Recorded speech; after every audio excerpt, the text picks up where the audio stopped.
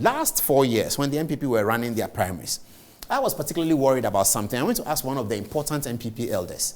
Now, I was worried about it because everyone knows that I have a 25,000% support for Ursela Owusu, the politician and minister for communication. I just love Ursela, you know that. I like her brain, I like her attitude, I like her politics, I like Ursela. Okay. So I got concerned that people were telling me that, madam, she's going to face a battle in her constituency. I said, hey, why? Ursela is not going to face any battle, she will win. They say, share. Dapaa's son is challenging her. I said, oh, but while Dapaa's son, how old is he? They said, well, he may be young, but he's giving her a run for her money. So I went to ask Ursela people that. The Dapaa thing, how? They said, oh, we will win, but yes, he's there, but we will win. Okay. Then I heard later on that Dapaa's son could not miss the threshold at the vetting, so he was unqualified for the position. That's what I heard later on. So I went to ask one of the elders that, I heard that Dapaa's son it turned out that when he went to the vetting, he was unqualified for the position for one reason or the other. He said, yes, but that was very good for us. I said, why? He said, but how are you going to have him run against Ursela? I said, but Ursela will win. She said, but that's the point. Ursela wins means that you have embarrassed the National Security Minister. I said, I don't understand. He said, listen, the guy is Dapaa's son. Dapaa is our National Security Minister. How does he go on the ballot and lose? That's an embarrassment to the National Security Minister. That's something we cannot do as a party. And you cannot have him go there and defeat Ursela Owusu. Ursela Owusu is an institution of this party. She represents the women. The young women look up to her. So you can't have Ursela Owusu be on the ballot in the parliamentary primary of the MPP and lose when she's the incumbent. It cannot happen.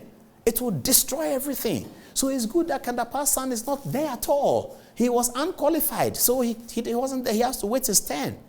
But now it's because the guy, and I learned a lot from what the guy said. He said that Dapaa's son is the Minister for National Security's son. Our party.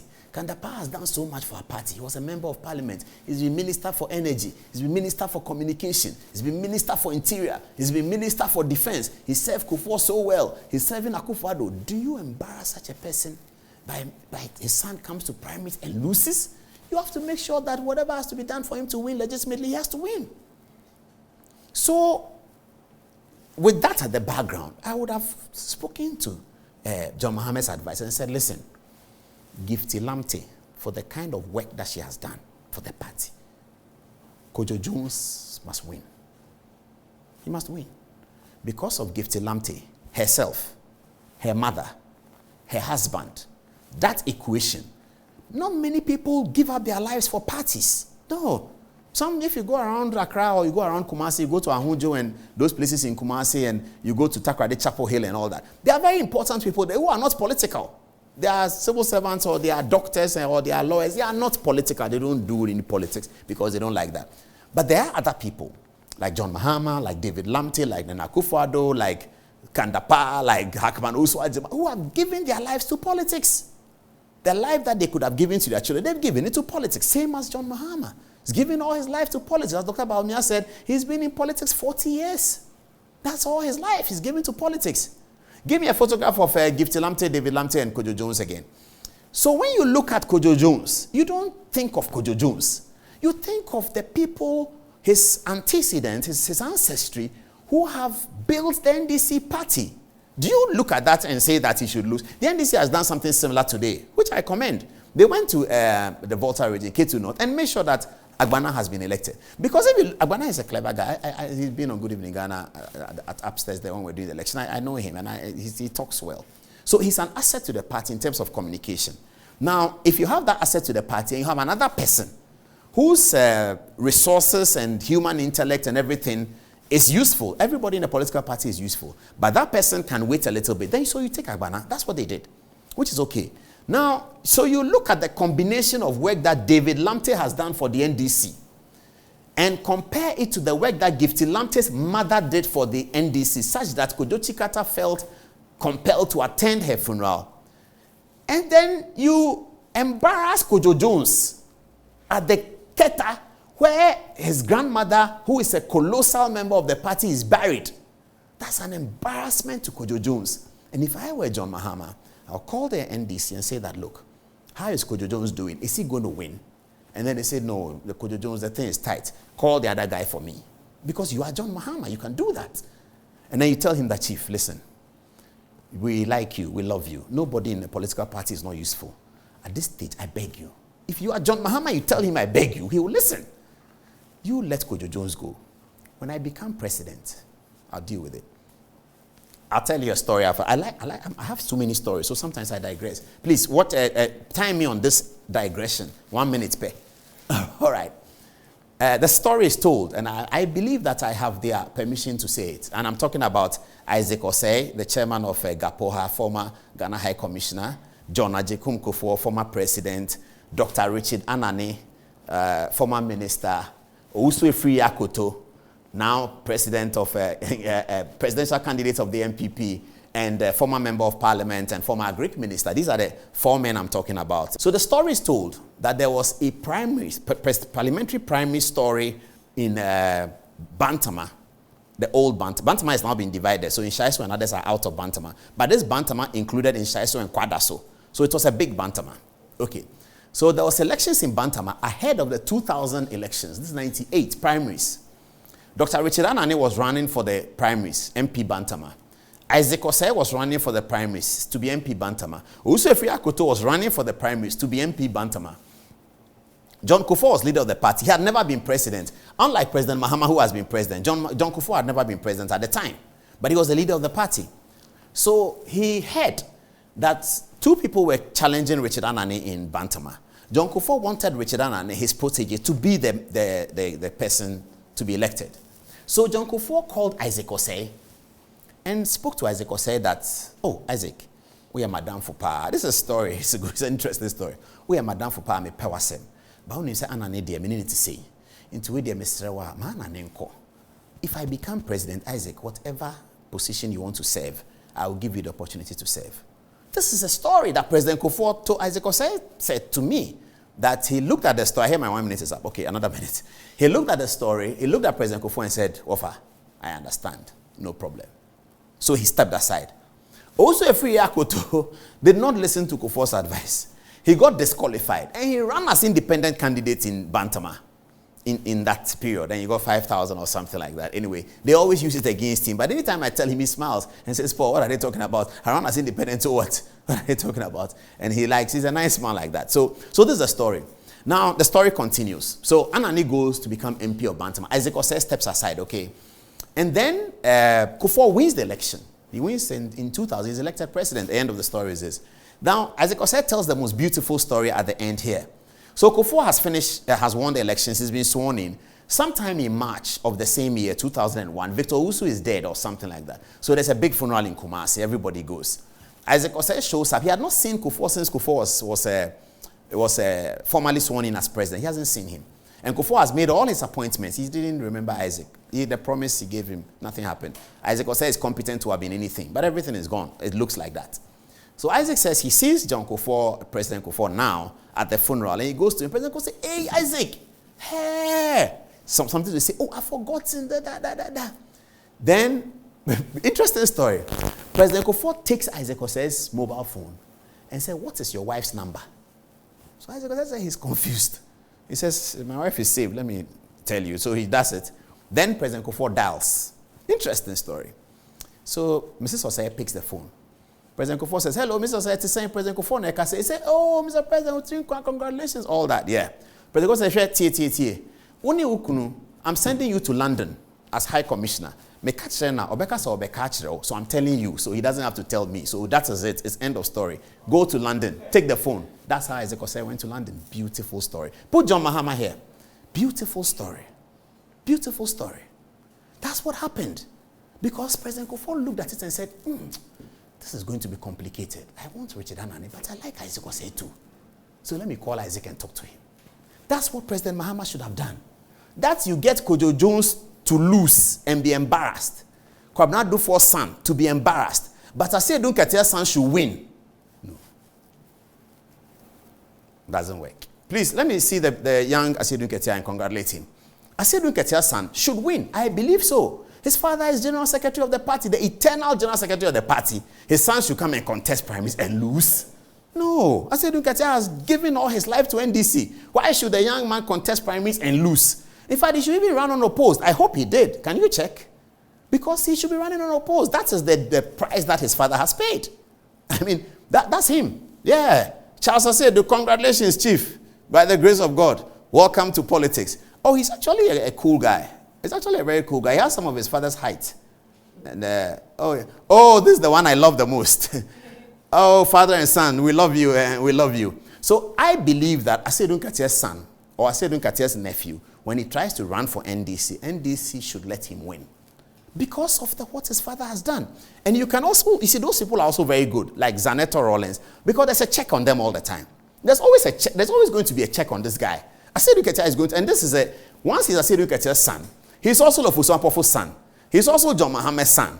He's also Hudiaye's son. So when you have those people in politics, you can control them. Unlike some of those there that we can't control, they are talking this, you understand what I'm saying. I don't want to say too much. But people like this, you can control. Rollins' daughter, you can control her.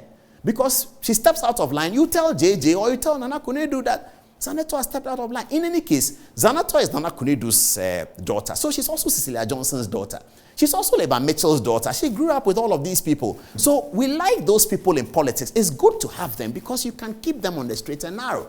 Some of those who come, all right, no problem. There are some of those who also can learn. But sometimes in the modern world, the young people don't want to learn anything. They think they know everything, so they come. So when you have people like Asedun Katie's son in the parliament and he steps out of line, you don't even need to go to Asedun Katie. Oh, some of you can pick a phone and call him and say, hey, Charles, what are you talking about? You're embarrassing us. You can't do that. And he will listen. So it's good. But then how then do you go? Can I have President Mahama back here? How then do you go to a contest and have Asedun Katie's sons win? Gifty Lamte's son should lose and be embarrassed. Kwabena Dufour's son should lose and be embarrassed. That's wrong. I think John Mahame's advisors did not give him good advice. On that one, they didn't give him good advice. Because I heard them tell me in the MPP that Dapa's son cannot run an election and lose. You can't embarrass the National Security Minister's son. So it's good that he was unqualified. In the same way, they said, but how can Owusu go and be defeated by Dapaa? You're embarrassing Ursela. You can't. Ursela is an institution of the MPP. I thought that President Mahame's advisor should have looked at him and said, Mr. President, this Kwabena Dufour's son and Gifty Lamte's son, they have to win. But that's what the NDC has done today. They've gone to voter registration to ensure that Agbana wins. The Electoral Commission were waiting to do their recount and whatever, the rerun of the ballot. But the NDC says Agbana has won. I support that analysis. Now, if you look at the cast of the people who appeared there, you will know that they went there to make Agbana win. Odiju Tamaklo, who is John Mahame's lawyer, then the NDC lawyer, was Agbana's lawyer. And then you had Elik Plim Agbamava, I think that's his name. Elik Plim Agbamava, very handsome guy, lawyer, who was PA to Betty Mould during that time. He's lawyer for the other guy. Elik Plim Agbamava is the same guy who competed against John Mahama the other day. So you could tell that if Tamaklo is representing this guy and Agbamava is representing this guy, and the umpire is Asedun Katia and Fifi Kwete, Agbana was going to win. So yes, that's fine. But that's the point I'm making. Viewers, you can tell me what you think about it because I'm coming to the end of my point. Now, so if that had happened, John Mahama could have put a call through to Dr. Kuffour. I don't know whether he has done that yet. He could have put a call through to Dr. Kuffour, you see. And he could have told Dr. Kuffour in the conversation that Dr. is saying, President knew. He would say, hey, President Mahama is saying, Dr. Kuffour is always with his wife, so I'm sure his wife will be there. And then he would say that, oh, wait there, congratulate you, why? That's the way he would do it. He's not talking about him and Dr. Kuffour, no. He would just say, congratulate you, why? Wait there, because Kwabena was in such a different place. Dr. Dufour's son, Kwabena, if he has won the election, he will be happy. Forget about how he has lost or he didn't do it all. But if you are telling him congratulations to his son whom he loves, he will be happy. He will calm down. And he will say, he said, okay, Doc, but Monday might be home. Why? He will say, okay. And put the phone down and he tell his wife, that was John Mahama. And his wife will say, Opeden. He said, I will say congratulations to Kwabena. Na Monday or be home. And the woman will say, okay, any more bread. Now time no kasa one time.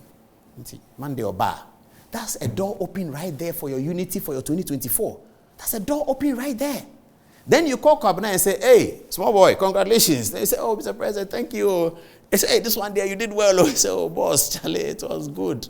So where are you? I'm back in Accra. I'm coming to see your father on Monday, so I need to go with you. They say, but have you told him? Yeah, I've called him and told him. Say, oh, okay. So how do we do it? He said, will you pick me up and I come? How do we do it? talk to my security people and then arrange it. But I'm free from 12 to 2.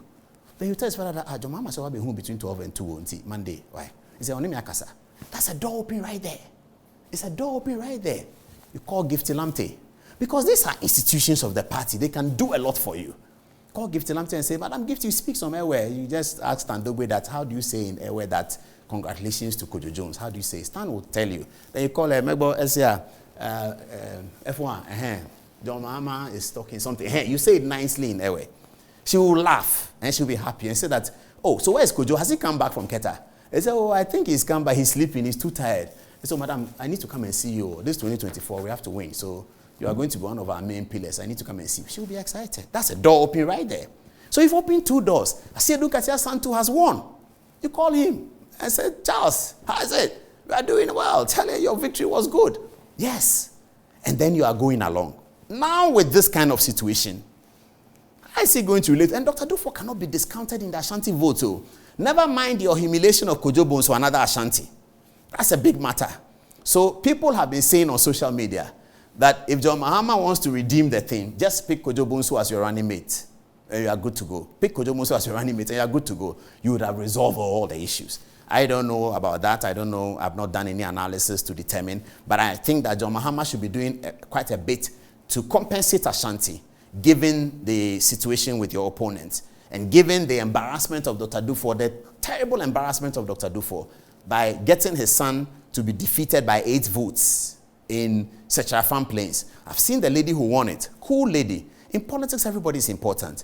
But Dr. Dufo and his son, they have quite a bit of economic control as the constituency.